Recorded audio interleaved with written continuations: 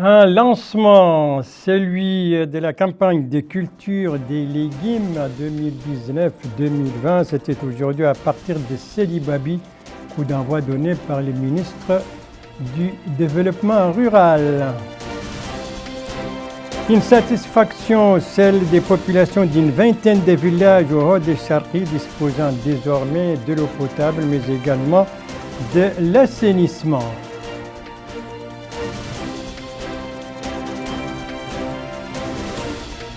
Et une formation, celle dans le domaine de la poterie, une formation qui se poursuit actuellement à Nouakchott, bénéficiaire 200 personnes. Voilà pour les principaux titres de votre journal. Et c'est parti, mesdames, mesdemoiselles, messieurs, bonsoir et bienvenue à votre 21h30 de ce vendredi 1er novembre 2019. Et nous commençons par ces nominations à la primature. Il s'agit de 4 chargés de mission, dont une femme, et d'un conseiller chargé des affaires islamiques. On va commencer par les chargés de mission, dont 4, Madame Khadijatou Montesrayer, Monsieur Mohamed El-Mokhtar Oul-Bellati, Monsieur Wan Abdelaziz et Dr Khattari Oul-Ahmed Oul-Boye. Et le conseiller donc nommé au cabinet du Premier ministre chargé des affaires islamiques, il s'agit du Dr Ahmed Salem Oul-Meyab. Voilà donc ce qu'a annoncé ce soir un décret, plutôt un arrêté du Premier ministre publié ce soir. Venons-en maintenant à la conférence hebdomadaire pour commenter les travaux du Conseil des ministres. Celle d'hier était animée par 5 ministres. Résumé de cette conférence avec Bokar Bayleba.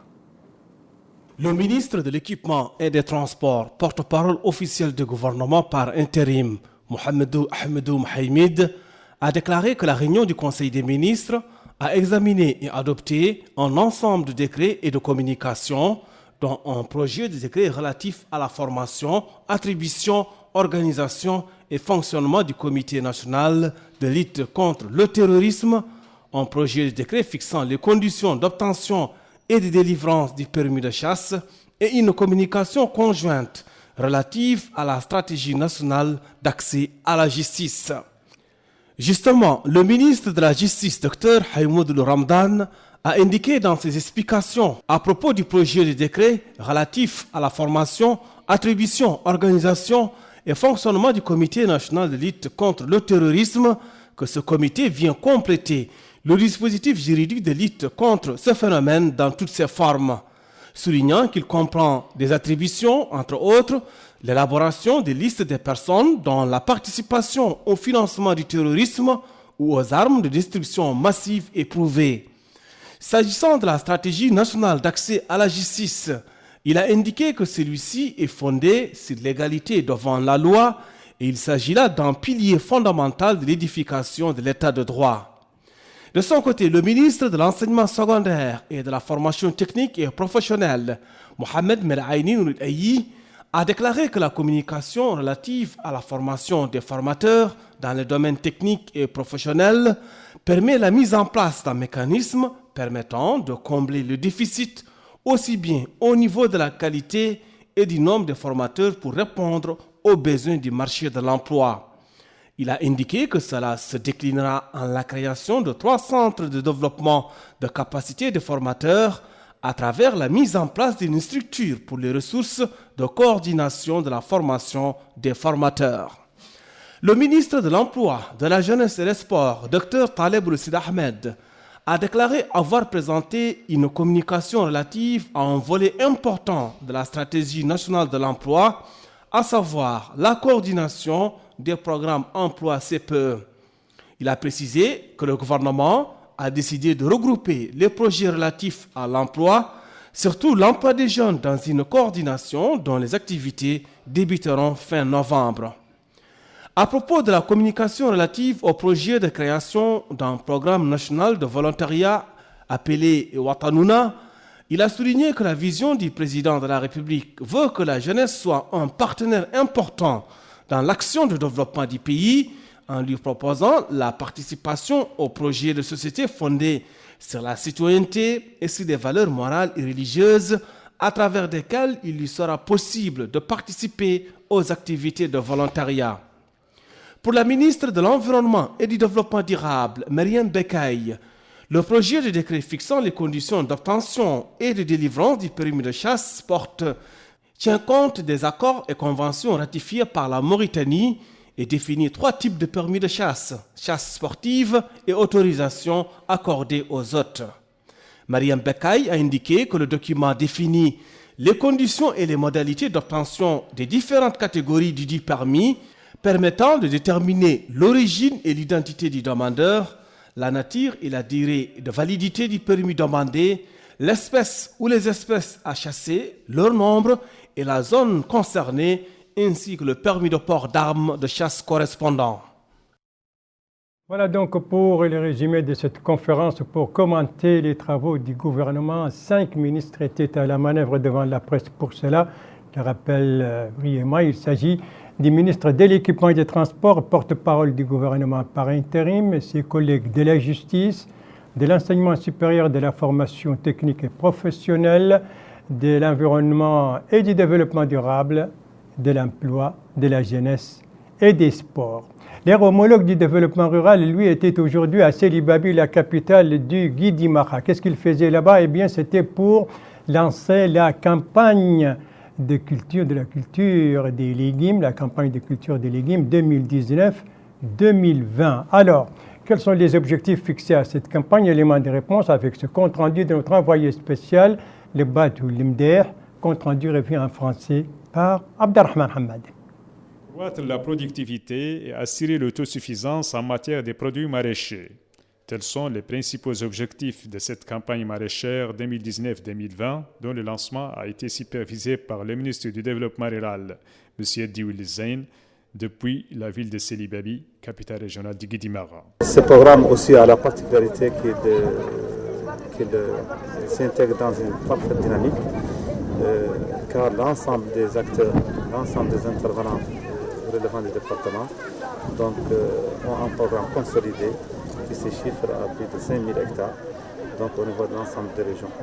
Nous comptons faire un encadrement très rapproché des différentes zones de production et nous espérons dans un proche avenir, au terme de cette campagne, avoir des résultats très substantiels qui contribueront sans nul doute à résoudre les déficits en légumes enregistrés cette année. Prenant la parole à cette occasion, le ministre du Développement rural, M. Diouli Zain, a insisté sur l'importance accordée par le gouvernement au secteur de l'agriculture et du développement rural en tant que pilier de l'économie nationale et fer de lance dans la lutte contre la pauvreté. Le ministre a fait un aperçu sur les préparatifs et les projections de cette campagne, précisant que les coopératives bénéficiaires auront à profiter d'un appui substantiel, notamment à l'intrant, les semences, les pesticides, les produits horticoles et surtout l'encadrement. De son côté, le président du conseil régional du Guidimara, M. Mostafa Oulmara, a salué le choix de la ville de Sélibabi pour le lancement de la campagne maraîchère 2019-2020. Un choix, selon lui, qui traduit l'importance accordée par les autorités publiques à cette wilaya agro-pastorale. Selon les bénéficiaires d'appui dans le cadre de cette campagne maraîchère, la campagne démarre sous de bons auspices avec le renforcement des mesures d'accompagnement, notamment l'encadrement. En marge du lancement de la campagne maraîchère 2019-2020, le ministre du Développement rural a visité certaines coopératives maraîchères et s'est inquiet de leur travail et des insuffisances qui entravent leurs activités, promettant de trouver les solutions adéquates à ces problèmes.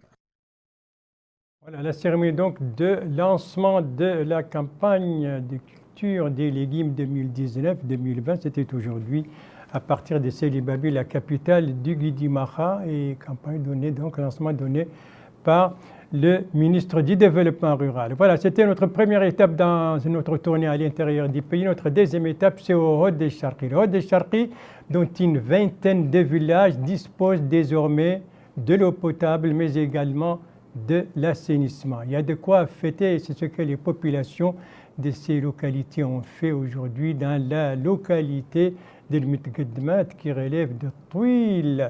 C'est une cérémonie donc qui s'est déroulé là-bas à cette occasion. Et c'est un compte rendu de notre envoyé spécial, Sidi Oulbouy Ahmed, compte rendu revu et présenté en français par Bokar Baïdaba. La certification de cette localité s'inscrit dans le cadre de la démarche d'assainissement total pilotée par les communautés et mise en œuvre par la direction de l'assainissement. Il s'agit de permettre aux populations locales d'accéder à l'eau potable et à l'assainissement. La cérémonie a été supervisée par le conseiller au ministère de l'Hydraulique et de l'Assainissement, L'Afdal Oulded, dans la localité d'El Met Gedmet, relevant de l'arrondissement administratif de Touil, au Had el-Gharbi.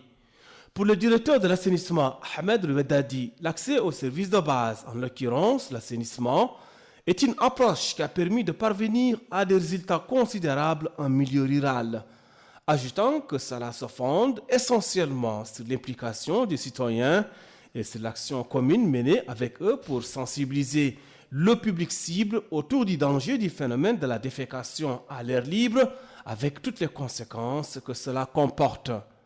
Ainsi, la France a loué les efforts de la Mauritanie en matière de développement, en particulier la mise à disposition de services d'assainissement dans différentes zones du pays. Nous sommes réunis ici dans la commune de Touil et dans cette localité pour célébrer la certification de cette localité.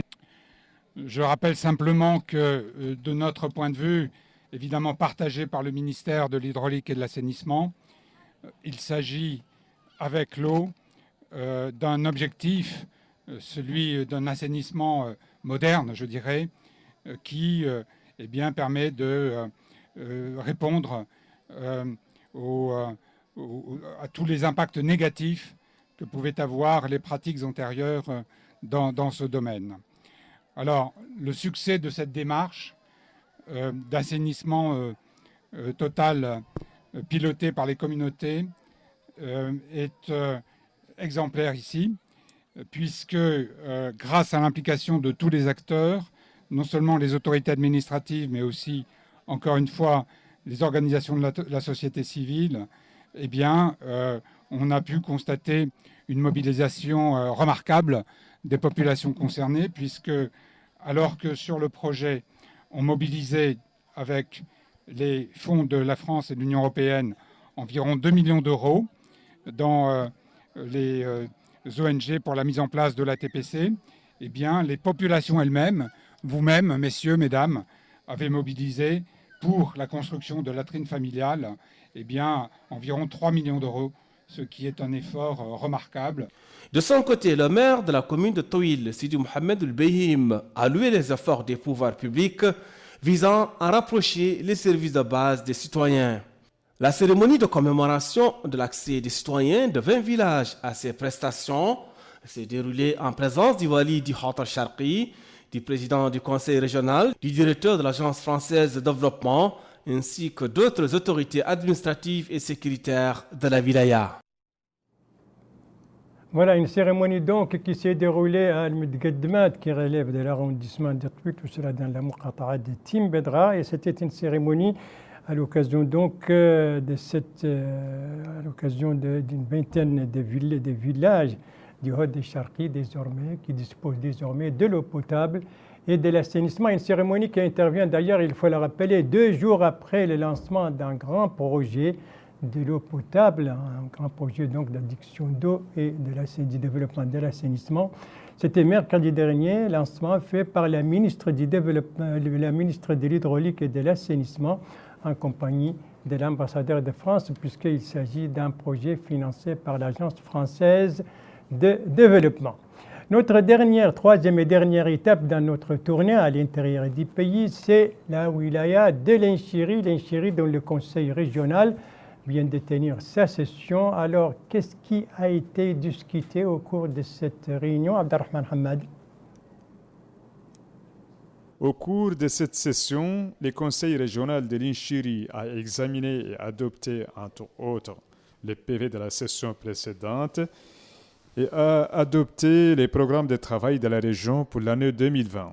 Le Conseil a également examiné les efforts menés pour opérationnaliser les conseils régionaux à l'Inchiri notamment les grands travaux en cours d'exécution à Agjoujt dans le cadre des festivités commémoratives du 59e anniversaire de l'indépendance nationale. Ces travaux sont destinés à améliorer l'accès des populations de la ville minière aux services sociaux et économiques. Dans un mot prononcé pour l'occasion, le président du conseil régional de l'Inchiri, M. Mohamed Oulbabit, a précisé que l'ordre du jour de cette session porte essentiellement sur des points, à savoir une délibération sur les programmes de travail de 2020 et une délibération sur le budget de la région pour l'année 2020. Les membres du conseil régional de l'Inchiri ont remercié les autorités administratives, sécuritaires et les élus pour leur coopération et leur accompagnement de ces activités dans la wilaya.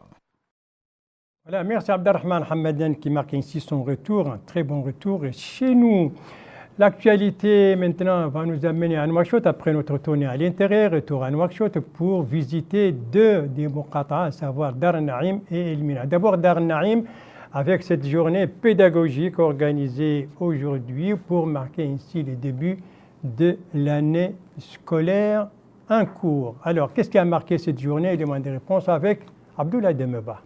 Cette journée pédagogique qui a eu lieu à l'école Imam Ahmed Ibn Hanbal a été marquée par la présentation de sketchs afin de sensibiliser les apprenants sur la nécessité et l'importance d'être scolarisés. Les élèves ont ainsi gratifié le public de sketchs traitant de cette question. Le maire de la commune de Darnaïm, Momo Khotowol Momo, a affirmé que l'objectif de cette activité est d'encourager et d'inciter les élèves à l'apprentissage pour cette nouvelle année scolaire 2019-2020. Il a par ailleurs évoqué les efforts de la mairie dans ce cadre afin de mettre en place les conditions d'un enseignement de qualité. Cette journée pédagogique a aussi été marquée par la distribution de fournitures scolaires. Les autorités administratives qui ont participé à ces rencontres, dont le Wali de Nouakchott Nord, le Hakem de Darnaïm et le maire de cette commune, ils ont tour à tour remis des fournitures scolaires aux élèves de l'école Imam Ahmed Ibn Hanbal. Voilà donc pour cette journée pédagogique organisée aujourd'hui dans la Muqata'a de Dar Naïm. Abdoulaye Demeba, vous restez avec nous. Cette fois, vous nous amenez dans Nouakchott Sud, précisément dans la Muqata'a d'El Mina, cette Muqata'a qui abrite depuis 2 jours une formation dans le domaine de la poterie, fruit de coopération entre la Mauritanie et le Maroc. Poursuite donc des travaux de cette formation dont bénéficient 200 personnes. Après des jours de formation en matière de poterie, ces jeunes qui ont été sélectionnés ont suivi une formation afin de renforcer leurs aptitudes et compétences professionnelles dans le domaine de l'artisanat. Cette formation, qui profite à plus de 200 personnes, est organisée par le ministère de la Culture, de l'Artisanat et des Relations avec le Parlement en collaboration avec le Royaume du Maroc. Elle a permis à ces jeunes de manier ces outils et disposer de compétences leur permettant de comprendre les méthodes et procédés menant à la fabrication de poterie. Cette participante remercie les experts du Royaume du Maroc qui ont eu à leur former ces derniers jours. Elle a en outre précisé qu'elles ont beaucoup appris et ont eu des informations relatives à ce métier. Elle a terminé par demander à l'État d'ouvrir un centre de formation et des ateliers pour leur perfectionnement. Cet autre jeune dit qu'il fait partie des lauréats de ce concours organisé par le ministère de la Culture, de l'Artisanat et des Relations avec le Parlement. Ensuite, dit-il, il y a de cela 4 voire 5 jours pour comprendre et assimiler les différentes composantes de cette formation. Cette autre participante, quant à elle, aimerait bien que les jours prévus pour cette formation soient augmentés afin, dit-elle, qu'on puisse maîtriser davantage le contenu. Hussein Oul Mokhtar, directeur adjoint de l'artisanat au ministère de la Culture, de l'Artisanat et des Relations avec le Parlement, a affirmé que 110 formateurs ont été mobilisés pour cet atelier à Nouakchott. Il y aura, dit-il, des étapes à l'intérieur du pays. À partir du début de la semaine prochaine, on se rendra, révèle-t-il, à Kifa dans le cadre de cette activité. 3 wilayas vont ainsi abriter cette formation, dont le Hod el-Sharqi, le Hod el-Gharbi et la Saba. Enfin, indique-t-il, ce sera au tour des wilayas du Brakna, du Gorgol et du Guidimaha d'accueillir ces formateurs. Voilà donc pour cette formation dans le domaine de la poterie, une formation organisée par le ministère de la Culture, de l'Artisanat et des Relations avec le Parlement et le Royaume du Maroc. 200 personnes en bénéficient. Et d'ailleurs, il faut rappeler que c'est le ministre de la Culture, de l'Artisanat et des Relations avec le Parlement qui en a donné le coup d'envoi. C'était mercredi soir, précisément à la Foire nationale de Nouakchott. Et on va terminer par une page météorologique qui ne concerne pas uniquement Nouakchott, mais également le reste du pays. Une situation météorologique caractérisée certes par la fin, en principe, de la saison des pluies, même s'il y a probabilité encore de quelques pluies, ça et là. Et c'est une situation qui est également caractérisée ces derniers jours par une véritable canicule, j'y arrive, et particulièrement à Nouakchott. Comment cela s'explique? Réponse avec notre météorologue d'occasion, Yedali Fall. Le climat de la capitale Nouakchott connaît une certaine instabilité. Les branches et feuilles des arbres dansent et les turbans reviennent sur les têtes. Les spécialistes expliquent cette instabilité par des vents qui souffrent sur la quasi-totalité du territoire national. Vents qui limitent la visibilité sur les principales routes nationales telles que Nouakchott-Boutilimit, Nouakchott-Nouadhibou et Nouakchott-Agjoust. Une certaine amélioration est apparue aujourd'hui, elle sera meilleure demain selon les experts. En Adrar et en Inchiri, il faut attendre quelques jours pour une amélioration. Un aperçu de la situation météorologique montre que l'hivernage est derrière nous, malgré quelques probabilités de pluie au centre. Les pluies peuvent tomber à tout moment sur Nouakchott, selon ces spécialistes. Les températures vont baisser car les vents qui soufflent sur Nouakchott viennent des zones où il fait frais, telles que l'Espagne. En cette période de trouble, les citoyens doivent prendre les précautions nécessaires pour éviter de tomber malades. Ce médecin explique que le manque de précautions face à cette température instable cause des maladies respiratoires telles que les angines, la bronchite et le rhume, qui constituent, selon lui, plus de 75% des consultations en ce moment. En attendant l'hiver, qui s'annonce déjà, les rafales de vent continuent de souffler sur Nouakchott. Et surtout, l'harmattan. Voilà, ce journal est à présent terminé. Merci à vous, madame, mademoiselle, monsieur, de l'avoir suivi. Merci bien entendu aux équipes rédactionnelles et techniques qui ont participé à sa conception. Je vous en rappelle les principales informations. Ici, comme la banderole l'indique, c'est le lancement de la campagne de culture des légumes 2019-2020, lancement qui a été fait aujourd'hui à partir de Célibabi par le ministre du Développement rural. Ici, c'est cette cérémonie qui a été organisée à Medgadmat, dans l'arrondissement de Touil. Ce sont une vingtaine de villages du Haut de Charqi désormais qui disposent désormais de l'eau potable et de l'assainissement. Et ici, c'est cette formation dans le domaine de la poterie qui se poursuit depuis quelques jours ici à Nouakchott, organisée par le ministère de la Culture, de l'Artisanat et des Relations avec le Parlement, avec le Royaume du Maroc. 200 personnes donc participent à cette formation. Voilà, il ne me reste plus qu'à vous souhaiter une très très bonne fin de soirée, une très très bonne fin de semaine et à vous donner rendez-vous, Inch'Allah, demain à la même heure, 21h30. Bonsoir.